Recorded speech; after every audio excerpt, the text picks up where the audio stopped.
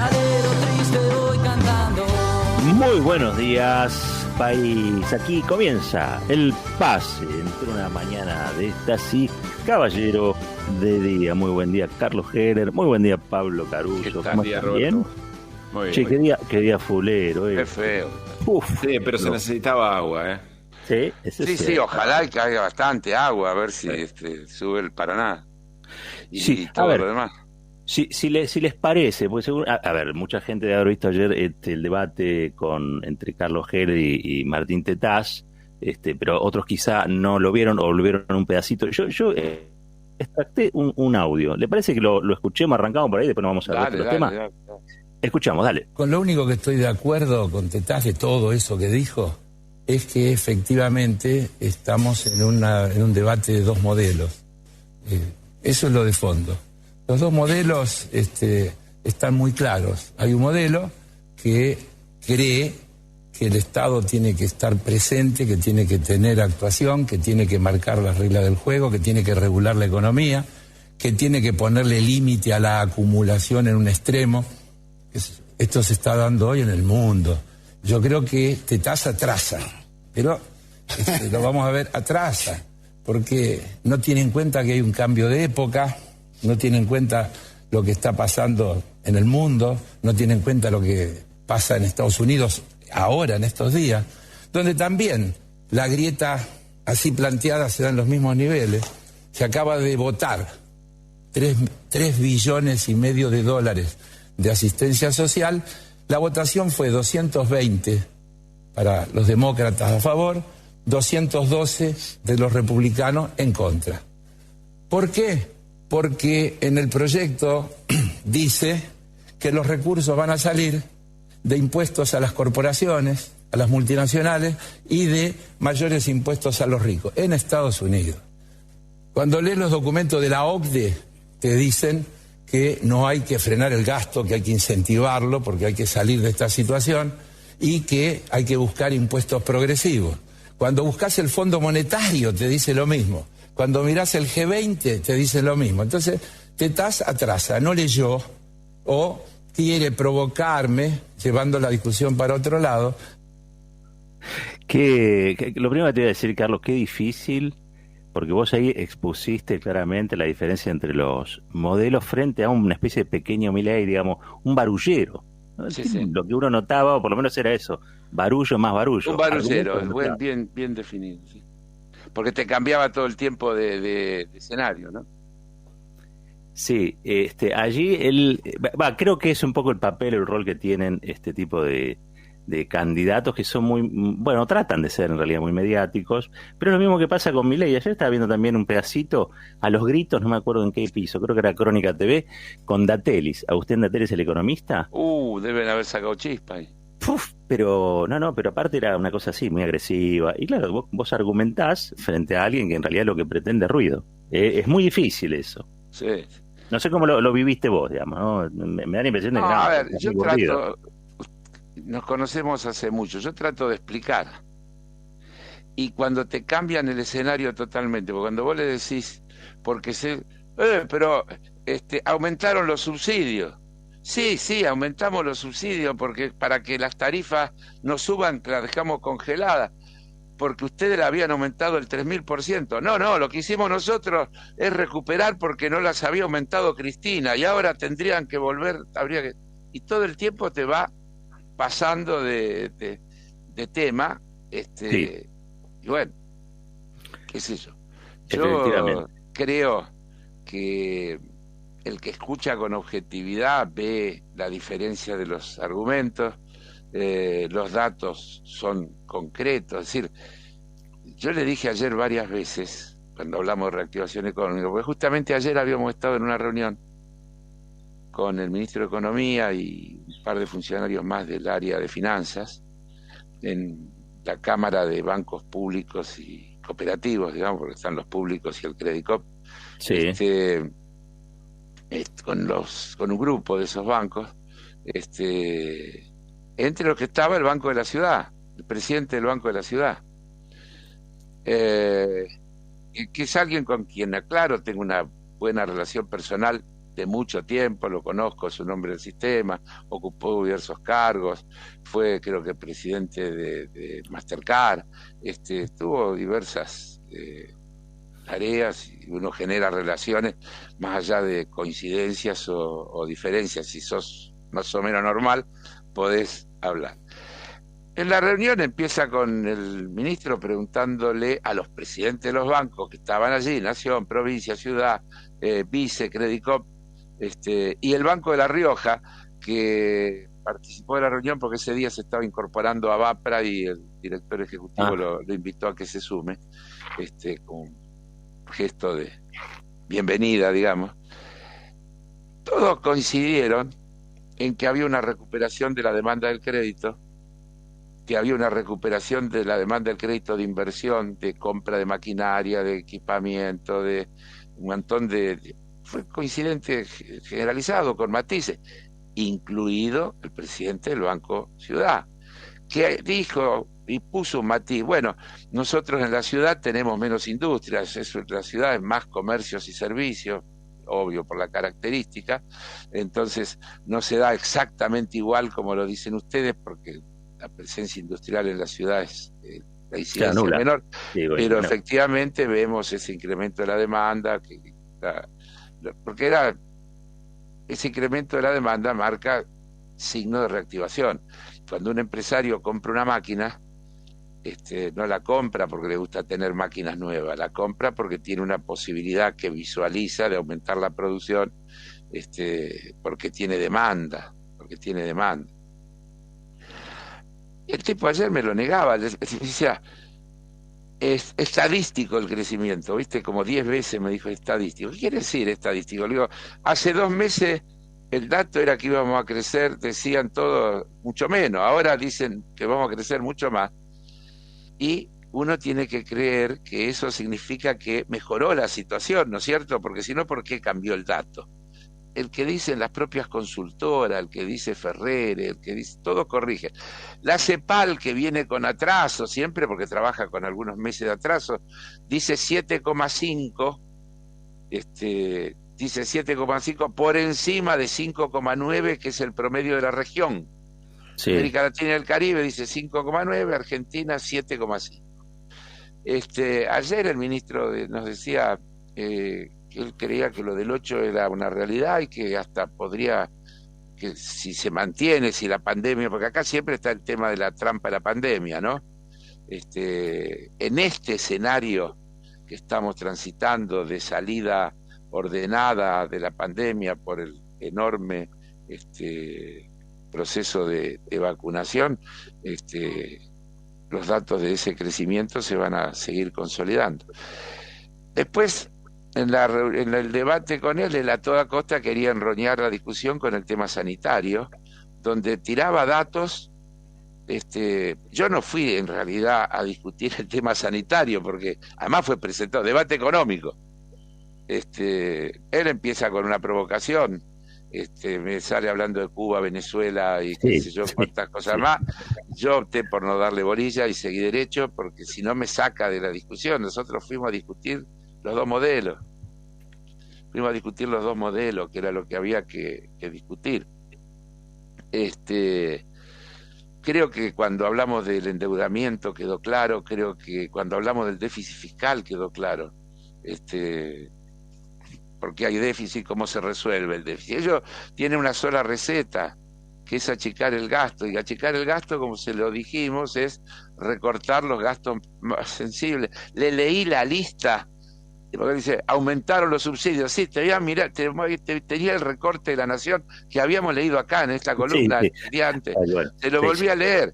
Le dije, mira, esto que ustedes llaman gasto, mirá lo que se usó. Todo distribuido entre la gente, entre la familia, entre las pymes, bueno, qué sé yo.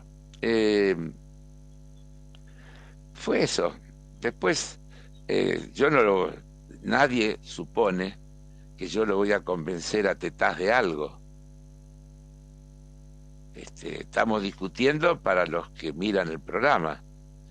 Claro, sí, no, sí. No es que yo lo voy a convencer y que él me va a decir, vos sabés que tenés razón, el gobierno de Macri fue un desastre y ustedes están haciéndose cargo. Le relaté, le llevé, se lo leí, la ley de las emergencias, pero no se las dije así, se lo leí, se la puse ahí, se la mostré. Digo, este era el país que ustedes dejaron antes de la pandemia sanitaria. De acá arrancamos. Uh-huh. Y había que, después vino la pandemia sanitaria y este país fundido que ustedes dejaron tuvo que dedicar recursos para camas, respiradores, hospitales, todo lo que hubo que hacer. Un esfuerzo enorme, que el país objetivamente no podía, no estaba en condiciones. Pero bueno, se hizo y acá estamos. Así que bien, yo creo que desgastante. Después nos fuimos a comer y nos tomamos unos buenos vinitos. Está muy bien. Está muy bien. No, ya me parece que esos personajes cumplen un papel que es eso, sí, provocar ruido. Es una cosa... es imposible. Hoy estaba leyendo hace un ratito la nota de Infobae, está bastante bien, ¿eh? Hay varias notas que están correctas. Sí, pero yo vi ahora, está bastante objetivo. Sí. No, yo estaba viendo, precisamente, vos hace un ratito enfocabas acá al MIT, esto le digo a los que nos están escuchando, nosotros nos vemos por un sistema, la tapa de Ámbito, donde dice inversiones, anunciaron 17.000 millones de dólares en el semestre. Sí. Y si querés, si te metés en el diario está el detalle, y las empresas que son, no es verso. Inversiones, no, por dice, eso. Yo creo que hay un problema que es, uno habla del negacionismo en términos de pandemia, pero también hay un negacionismo económico. Yo lo que vi ayer en este pequeño Milei es ese negacionismo económico. Mira, te dicen todo que está creciendo, papá, no lo estoy diciendo yo, te lo dice CEPAL, te lo dice el FMI. El pequeño Milei tiene un complejo, porque viste que se hizo súper mal, sacó el costo. No, bueno, digo Milei porque Milei es como, él sería una subsidiaria, no lo estoy diciendo por talla, ¿no? Es como que tiene una franquicia, eso quise decir. Tiene una franquicia. Sí, lo que no deja de sorprender es como todos los, por ejemplo, cuando Carlos le planteaba los buenos números de la macroeconomía que había dejado el gobierno de Cristina, sostenía que en realidad era todo mentira, que era todo ficticio, y que todo lo que Macri hizo era para para descubrir la realidad, digamos, pero, un baño Pablo, de realidad. Los datos que yo le mostré de lo que dejó Cristina son los de Duhovne, son los que dio el gobierno de Macri. Yo le leí el mensaje del presidente de la Argentina para los inversores norteamericanos cuando asumieron. Esa es la Argentina. Le mostré la planilla que yo le mostré. Es la planilla que forma parte del prospecto del bono a 100 años. Esos datos no son los datos que dejó el gobierno anterior y que yo los estoy ahora poniendo sobre la mesa. Son los datos de ellos que explicaban cómo estaba el país, porque estaban queriendo entusiasmar inversores y decían, mire, esto está fenómeno, este es un país lleno de posibilidades, tiene poco desempleo, 6,9, el mejor índice de Gini de la región, es decir, el país menos desigual de la región, la deuda 13% del PBI, la inflación 26, no es ¿Cuánto es la deuda hoy respecto al PBI? Qué sé yo, 50 y pico, 60. Claro, porque además bajó el PBI y subió la deuda, ¿viste? Los porcentajes también, siempre hay que verlo con ese cuidado. Es lo que tenemos comprometido de la riqueza que generamos en Estamos hablando igual de deuda externa, que es, digamos, la más difícil, porque vamos a volver a explicar. La Argentina está construyendo un mercado de deuda en pesos que es un gran logro si eso se consigue, porque es financiarte en tu propia moneda. Uh-huh.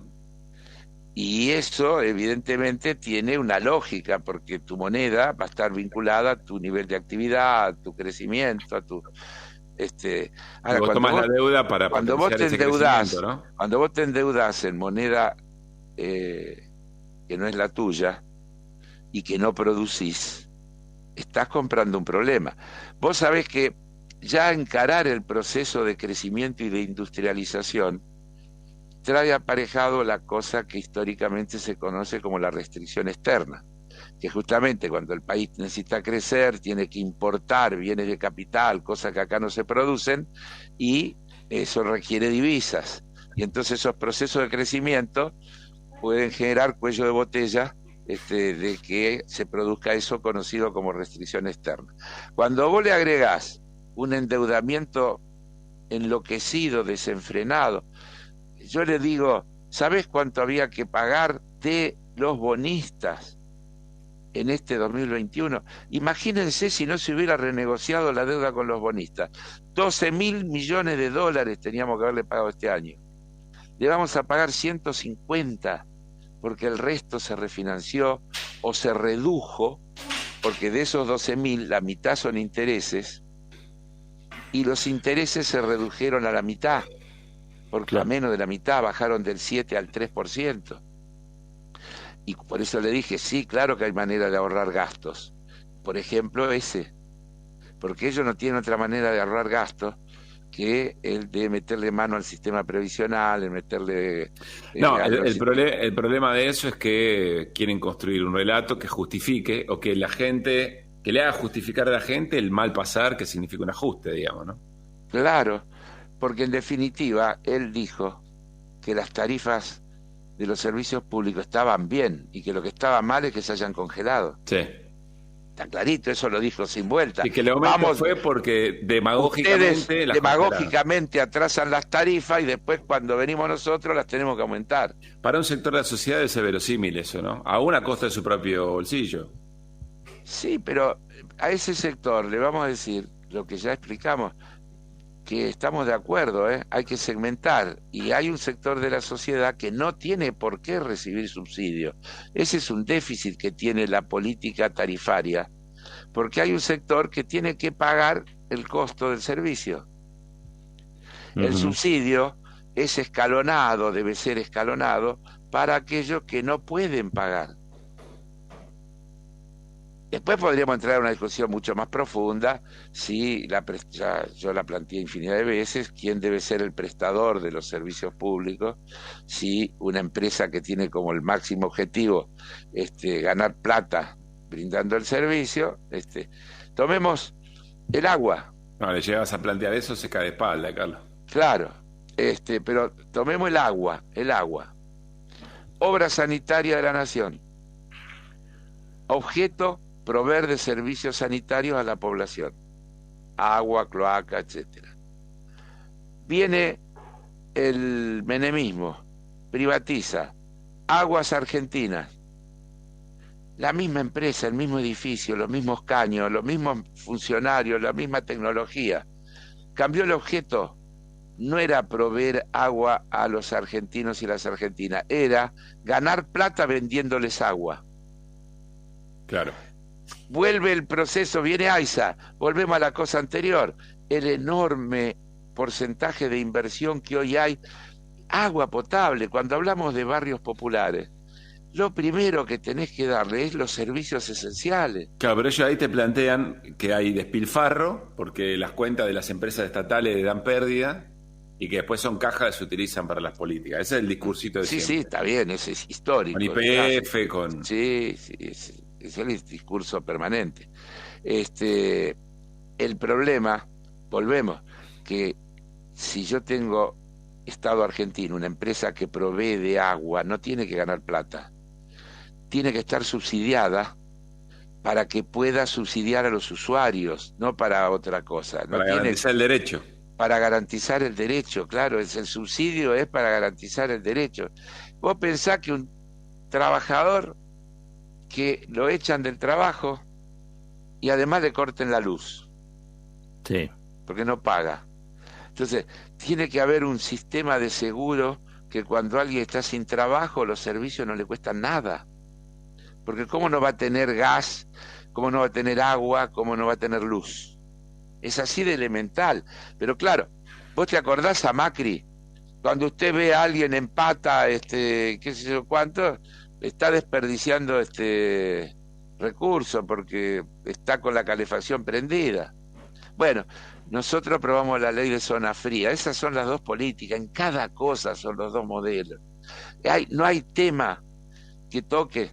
Ayer, por suerte, el Senado parece que corrigió, se dieron cuenta, porque los de Juntos por el Cambio, Macri y Bullrich, salieron a apoyar a los chilenos en el tema del conflicto de las aguas territoriales. Sí, puedo ser yo con honestidad intelectual yo no leo eso en el comunicado. No. ¿Cómo? Lo de Macri y lo de Bullrich. Yo lo escuché a Forí decir que efectivamente el planteo de la Argentina era el indicado y que solamente... Yo no lo escuché a Forí, yo lo escuché a Macri y lo escuché a Bullrich, que se ponen en esa postura. Igual, te voy a dar otro caso. La Argentina discute en el ámbito del Mercosur el tema de los tratados de libre comercio. Sí. ¿Cómo se ubicaron los de Juntos por el Cambio? Del lado del libre comercio. Claro, a favor de la postura de Uruguay y de Brasil. Sí. Claro. Es decir, ideológicamente tienen esa posición. Pero escuchame, en la deuda se pusieron del lado de los buitres. Obvio. Sí. No eran buitres, eran holdout. Soldado. Buitres eran cuando Cristina era presidenta. Cuando vino Macri pasaron a llamarse holdouts. Sí. Claro. Se pusieron del lado de Pfizer también. No pude, ayer tenía tanto. Yo tengo el artículo de aquel momento de lo que dice Tetaz del arreglo. Si ustedes quieren se los leo. Tetaz dice en aquel momento, ahora sí va a venir la lluvia de inversiones. Esto es lo mejor que la Argentina pudo haber hecho, porque esto, la confianza que ahora va a haber en el país, va a venir. Hugo, sí, llovió para arriba, muchachos. Lograron el milagro. Llovió al revés. Fueron debían tener kriptonita de verdad esto, porque hicieron llover de abajo para arriba. Está bien. Es impresionante. Es muy bueno. Pero hay una cosa interesante de esta elección. Ayer también lo planteaba Oscar. Bueno, en el testimonio que pasó recién Roberto, hay un acuerdo general de que más allá del reclamo de propuestas concretas, esta es una elección en la que la oposición se juega la posibilidad de bloquear el desarrollo del gobierno y el gobierno se juega juntar más energías para poder avanzar más. Para poder avanzar. Claro, sí. Hay una situación de un empate, diría Gramsci, un empate de Portantiero, un empate hegemónico. Sí, y está planteado en ese sentido, ellos han sido claros. Y en cuanto a las propuestas, yo te voy a decir una cosa, Pablo y Roberto. Sí. En 2 semanas, menos, en 13 días, el gobierno debe, y lo va a hacer, presentar el proyecto presupuesto 2022. Para quienes formamos parte de ese proyecto, ese es nuestro programa. No, después, ahora, porque es una va a ser ficción. antes de la elección general, ¿no? En noviembre. Ahora sí, no, antes, a los 2 días después de las PASO, pero eso no, el 15 de septiembre, lo dice la Constitución. Lo otro, escuchá, cuando vos lo ves a Santilli diciendo, voy a ir a buscar los delincuentes, che, diputado vas a ser uno de los 257. ¿Dónde vas a ir a buscar los delincuentes? Voy a buscar los 500.000 chicos que no estudian ni Mentira, Agulla le hace la campaña como la que le hacía de la Rúa, que voy a cruzar la plaza y voy a llegar. ¿Te acordás cuando avanzó y decía, sí. qué tipo, qué huevo que tiene, qué coraje?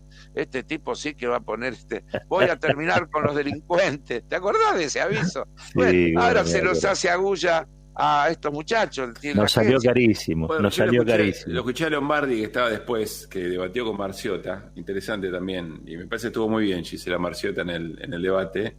Lombardi lo dice muy clarito, tenemos que juntar fuerza para frenarlo. Así es. Y nosotros tenemos que juntar fuerza para tratar de poder avanzar. ¿Cuántas veces dije esto mismo aquí a esta hora? Sí, más bien. ¿Qué hace Néstor? Lo tenemos a recibir. Hola Néstor, ¿qué tal? Bueno, y yo estoy en I-29, y Sí, entonces antes que Caballero me dé la salida, como hace, me redondee, me haga así. Va soltando el acelerador. Voy soltando el acelerador, pero sí, hay que profundizar. Las PASO son un punto de partida, el debate en serio supongo que se va a profundizar en el periodo que va entre las PASO y las elecciones. Va a ser interesante ver cómo hacen estos muchachos de la oposición de Juntos por el Cambio para coincidir después de todas las barbaridades que se han dicho entre ellos ahora en las PASO, ¿no? Sí. Cuando después se unifiquen y vayan en la misma lista, y se tengan que olvidar o hacer olvidar a la gente de todo lo que se estuvieron diciendo todas estas semanas últimas. Claro. ¿Eh? Veremos Chau. cómo lo hacen. Carlos, que tengas muy lindo día. Pablito, vaya a descansar. Hoy vamos a celebrar el Día de la Industria en un acto en Tandanor. Sí. Creo que sí, ahora creo que tenemos nota. 2 de la tarde. Sí, señor. 2 de la tarde. Abrazo grande, festejen, Chau. celebren. Señor Restivo, nos vamos a las noticias de 8:30, ¿le parece? Después arrancamos, caballero, de día hasta las 12. La noti. Métale.